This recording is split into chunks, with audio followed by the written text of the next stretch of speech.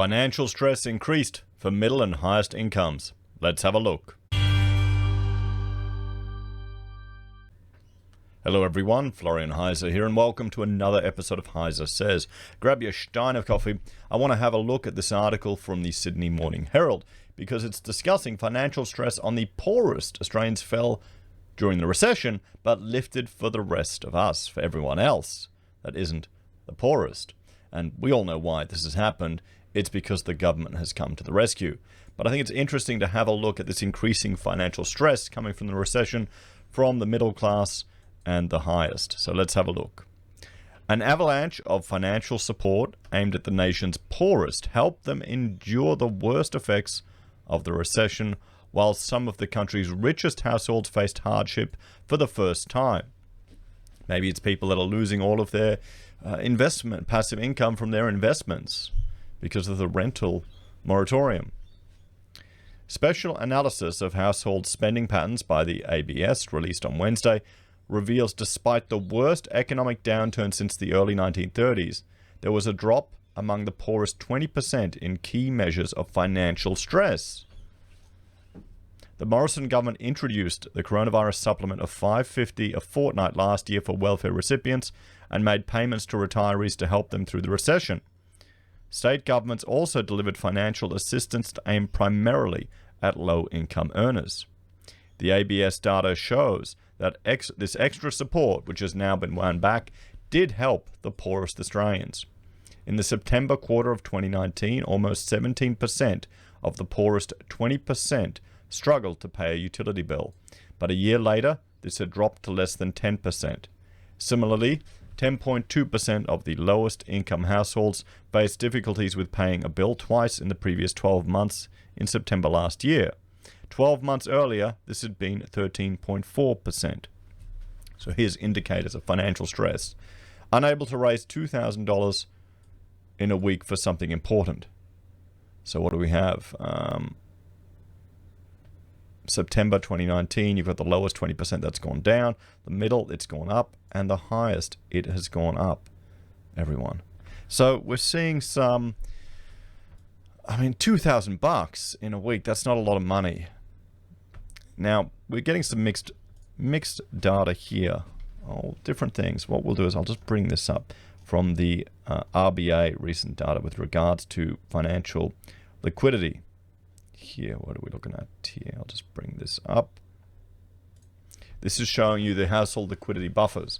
So renters have 2 months, under 2 months. Indebted homeowners have 4 months, and outright homeowners are sitting at 10 months. But then you've got the different income classes where people are unable to raise $2,000 in a week for emergency expenses. What do you reckon, guys? Can you pull together $2,000 in a week if something happened? Do you have an emergency fund set aside?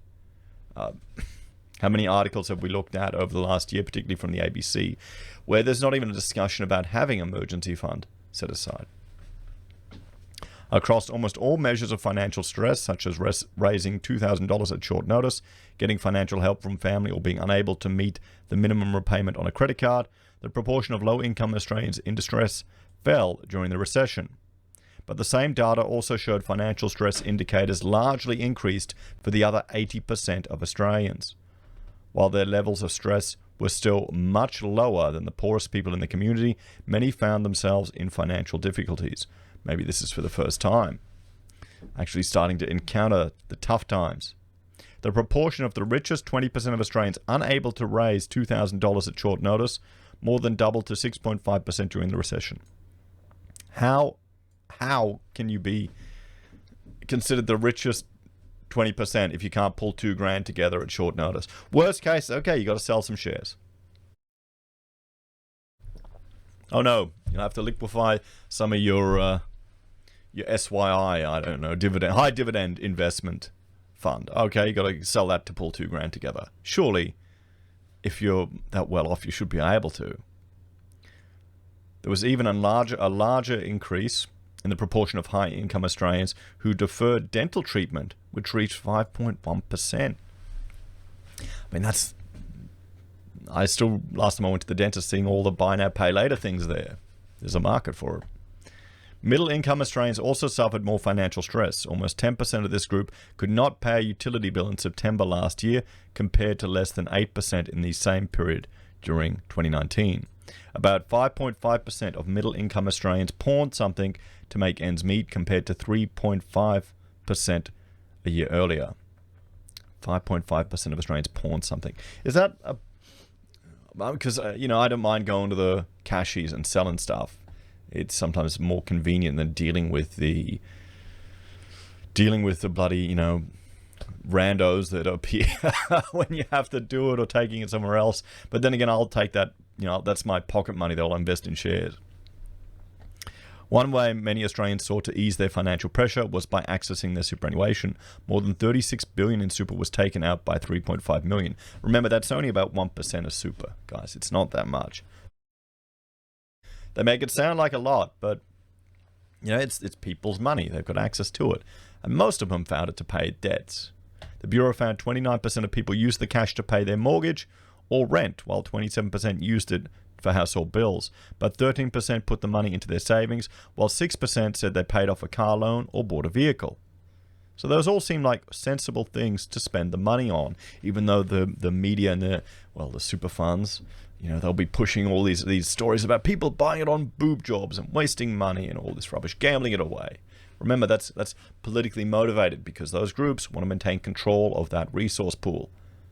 They don't want you to have control of your own money. To them, you're a super cattle that they can milk and get fees off. It's just the big banks, it's the big unions, it's all the same. The scheme was supposed to be only available for people adversely financially affected by the pandemic.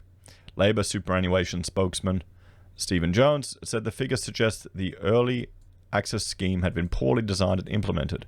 People want their own bloody money, okay? They want access and control to their money. 1 in 8 people who accessed the scheme were clearly not eligible. They have paid a huge price for that error, he said. Super funds are returning 8% this year. That same money sitting in a bank account will return less than 1% minus tax. Or you can also, what about that credit card? Credit cards are costing more than 8%. Pay it off there and destroy it. That's a good thing, getting out of debt.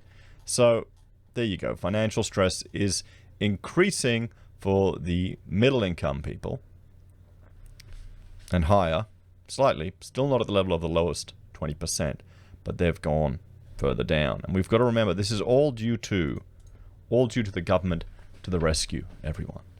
And let's have a look at how the government came to the rescue. They've kept zombie companies alive with changes to administration, insolvency provisions. JobKeeper. You had hundreds of thousands of people, nearly 9% of Victorians who were employed were on JobKeeper. You've got, there you go, that's showing you the percentage employed. Reducing the housing market, everyone.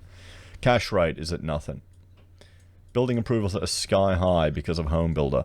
Government grants and handouts up to 88,000. 5% loan guarantees. You've got the super withdrawal. A lot of it went into housing, I bet you. And negative gearing. Well, that's a long-term juicing, particularly of housing. And you've got reducing housing supply, council limiting development, mortgage holidays, and uncertainties. But remember, nothing is free. If they could just do this all the time and supercharge the economy, they would. They want to win elections. But, nearly 1.3 trillion in national debt. Don't forget that. Remember, that's the price we're going to pay. So what are the solutions? Well, really to take control of your finances. If you're in the wealthiest 20% of Australians and you can't raise $2,000 in a week for an emergency, something's wrong. Okay, something is really wrong. You've probably let it go too much. You haven't got it under control. I mean, come on. If you're really struggling, you've got to just look at your debt. Decimate it, get rid of it. You'll see, get rid of all of the luxuries in life, all of the little monthly subscriptions and all that rubbish. You don't need it. Get rid of everything you can. Live as cheap as you can and just target debt. And then once you've got that attacked, I'd look at strategies to how to build up passive income to get a diversity of income streams. So you're not dependent on one sector. So you're not dependent on one thing. What do you reckon? My two favorites are I prefer the snowball technique, with regards to paying debt because you receive the psychological benefit of having wins, and then you'll start to keep going. What do you reckon, guys? What is your preferred method? Often when I ask this, people will proudly say how they've just paid off their mortgage. That's awesome. I like comments like that. So thank you all for watching. If you're a fan of the channel and enjoy the content I create here, there are a few ways you can support us. You can join us on YouTube or Patreon. You can support us using our affiliate links at Amazon, eBay, Independent Reserve, or AussieBroadband. You can help us with our share trading and me building my passive income stack in shares by signing up for SelfWealth or Stake. If you sign up for SelfWealth, we each get 5 free share trades. If you sign up for Stake and fund it, we each get a free share. Independent Reserve for your crypto trading, or you can buy a merch from HeiseSays. We have pocket squares handmade by Rachel. I'll highlight them here. Or you can support us using Teespring, or also using Gold Pass or good old PayPal. Take care, everyone. Have a great day, and I will see you in the next episode. Bye for now.